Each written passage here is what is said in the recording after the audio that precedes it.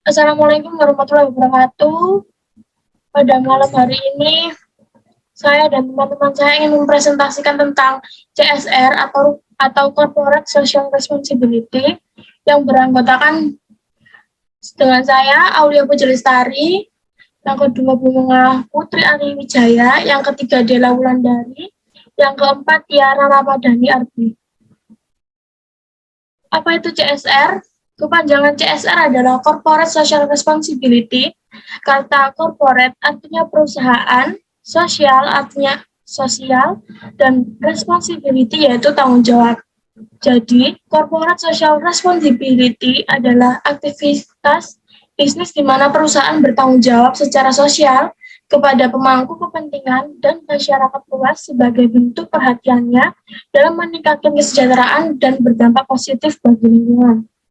Besar anggaran CSR. Setelah mengetahui apa itu CSR, kita akan membahas terkait pendanaan CSR. Dana CSR adalah sejumlah uang yang wajib dikeluarkan oleh suatu perusahaan untuk memenuhi kebutuhan atau kewajiban tanggung jawab sosialnya. Berdasarkan peraturan UU PT dan PP 47/2012 menyatakan bahwa besaran dana CSR adalah tidak spesifik sesuai kebijakan perusahaan. Meski demikian, biaya CSR wajib tetap dikeluarkan, diperhitungkan, dan dianggarkan oleh perusahaan sesuai dengan kepatutan, dan kewajaran. Hal ini tercantum dalam UU 40/2007 pasal 74 ayat 2. Namun tidak dipungkiri kebijakan ini juga bergantung pada peraturan daerah setempat. Misalnya daerah Kalimantan Timur mengatur besaran dana CSR adalah minimal 3% dari laba bersih perusahaan tiap tahunnya. Manfaat CSR. Selain mengurangi risiko kerusakan, CSR adalah kegiatan yang punya banyak keuntungan lain. Adapun manfaat dari Corporate Social Responsibility adalah sebagai berikut. Yang pertama, bagi lingkungan hidup. Manfaat CSR adalah membantu menjaga lingkungan hidup. Suatu perusahaan diminta tak hanya agar keuntungan dalam jangka waktu tertentu, namun harus aktif berkontribusi terhadap kualitas lingkungan melalui dana CSR perusahaan. Yang kedua, bagi masyarakat. Manfaat Corporate Social Responsibility adalah untuk berkontribusi dalam masyarakat. Contoh nyata Corporate Social Responsibility adalah pendirian pabrik di tengah-tengah masyarakat dengan memperhatikan kenyamanan dan keamanan warga sekitar. Yang ketiga, bagi perusahaan. Manfaat CSR adalah membantu perusahaan dalam meningkatkan citra di mata masyarakat. Ketika nama perusahaan terbentuk baik di mata masyarakat, maka proses branding juga akan lebih mudah, terutama jika target masyarakat yang merasakan CSR berskala nasional, seperti biaya siswa sepak bola, pendirian sumur di daerah kering, dan sebagainya. Yang keempat atau terakhir, bagi pemerintah, manfaat Corporate Social Responsibility adalah mendukung program-program pemerintah terkait kemajuan bangsa dan negara. CSR adalah aksi sosial yang dilakukan oleh perusahaan terhadap masyarakat. Slide selanjutnya akan dibacakan oleh Tiara.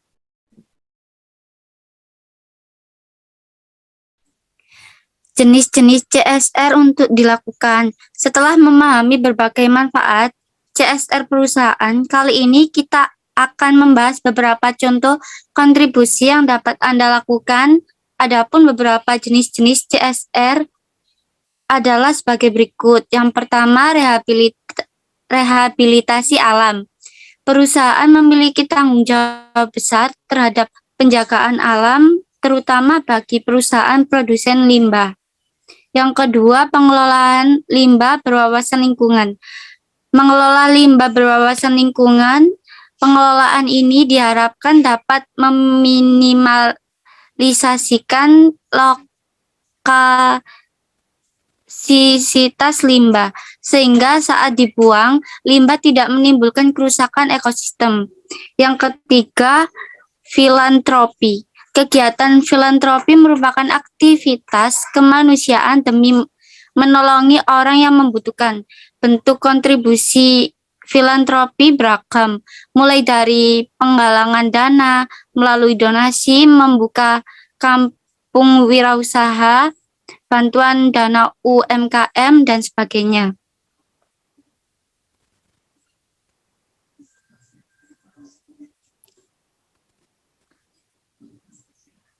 Selanjutnya, penggunaan sumber energi terbarukan.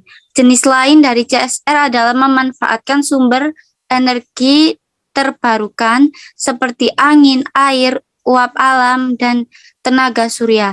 Dengan menggunakan energi terbarukan, harapannya perusahaan dapat ikut melestarikan sumber daya terancam punah seperti minyak bumi dan gas alam. Selanjutnya, budaya kerja ramah SDM. Berikutnya, jenis CSR adalah menciptakan budaya kerja yang ramah bagi SDM. Tidak selalu mengenai materi, CRS perusahaan bisa berupa penanaman nilai dan sikap. Tentu hal ini jauh lebih penting sehingga SDM memiliki karakter yang baik. Selanjutnya, kegiatan volunteering. Selanjutnya, jenis corporate social responsibility adalah melakukan kegiatan volunteering atau kerelawanan yang dapat dilakukan secara rutin atau insidental. Selanjutnya, pemberdayaan ekonomi karyawan. Terakhir, jenis corporate social responsibility adalah memberdayakan ekonomi karyawan. Dana CSR juga bisa dialokasikan untuk peningkatan skill karyawan agar mampu berdaya secara ekonomi. Selanjutnya akan diteruskan oleh Della.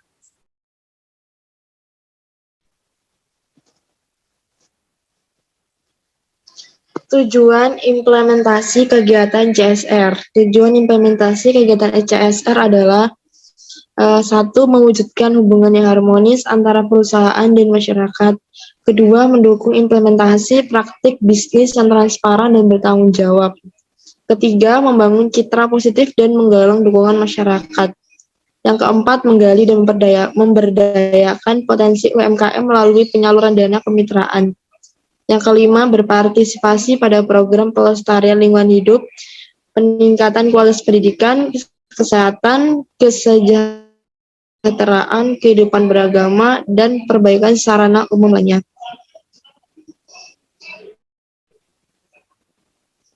Next.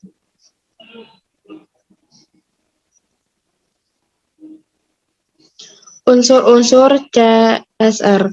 Unsur-unsur CSR antara lain, pertama, CSR merupakan bentuk pertanggungjawaban suatu perusahaan terhadap stakeholder. Kedua, diterapkan dalam perilaku sosial. Ketiga, adanya komitmen untuk melakukan usaha secara etis dan legal, serta berpartisipasi dalam meningkatkan kesejahteraan ekonomi karyawan. Yang keempat, adanya komitmen untuk mewujudkan pembangunan ekonomi secara luas dan berkelanjutan atau Sustainable Development Goals. Yang kelima, beberapa hal yang termasuk di dalam program CSR ini diantaranya adalah tata laksana perusahaan atau corporate governance, kesadaran perusahaan terhadap lingkungan, standar bagi karyawan, dan kondisi tempat kerja. Hubungan perusahaan dengan masyarakat dan investasi sosial perusahaan atau corporate philanthropy. Selanjutnya akan dibacakan oleh Bunga.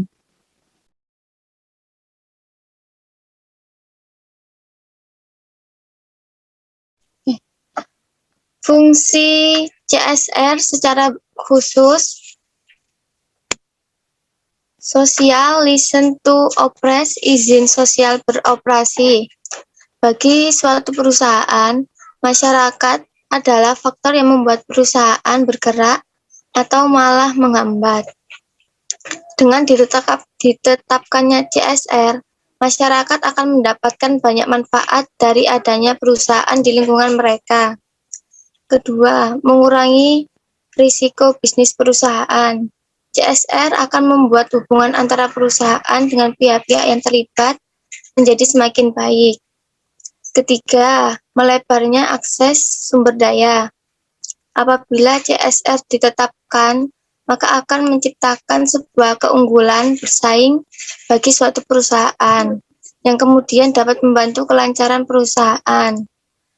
Keempat, melebarkan akses menuju market. Seluruh investasi dan biaya yang dikeluarkan untuk suatu program CSR justru menciptakan suatu peluang bagi perusahaan untuk mendapatkan market yang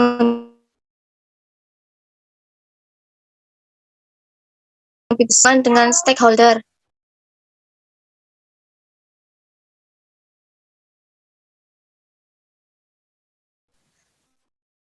Pelaksanaan. Keenam, memperbaiki hubungan dengan regulator. Perusahaan yang melakukan CSR pada umumnya meringankan beban pemerintah sebagai regulator. Keenam, meningkatkan produktivitas karyawan.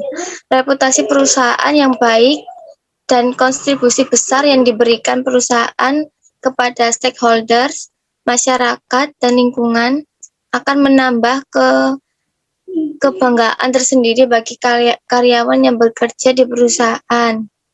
Next.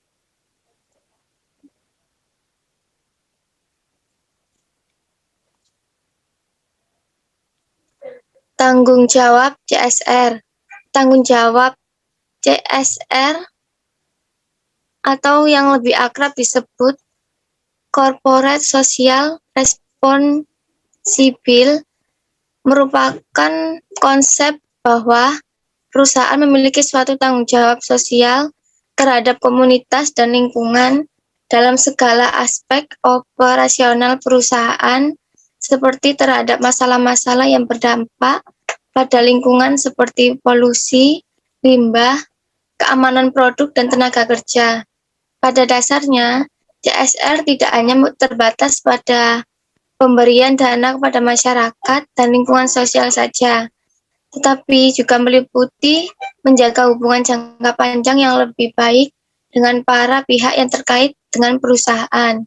Ditinjau dari Undang-Undang Perseroan Nomor 40 Tahun 2007 tentang perseroan terbatas. Secara umum, fungsi CSR adalah sebagai bentuk tanggung jawab suatu perusahaan terhadap pihak yang terlibat dan terdampak baik secara langsung atau tidak langsung atas aktivitas perusahaan. Pihak yang berkepentingan contohnya seperti konsumen, karyawan, pemegang saham, komunitas, dan juga lingkungan dalam segala aspek operasional yang melingkupi aspek ekonomi, sosial, dan lingkungan.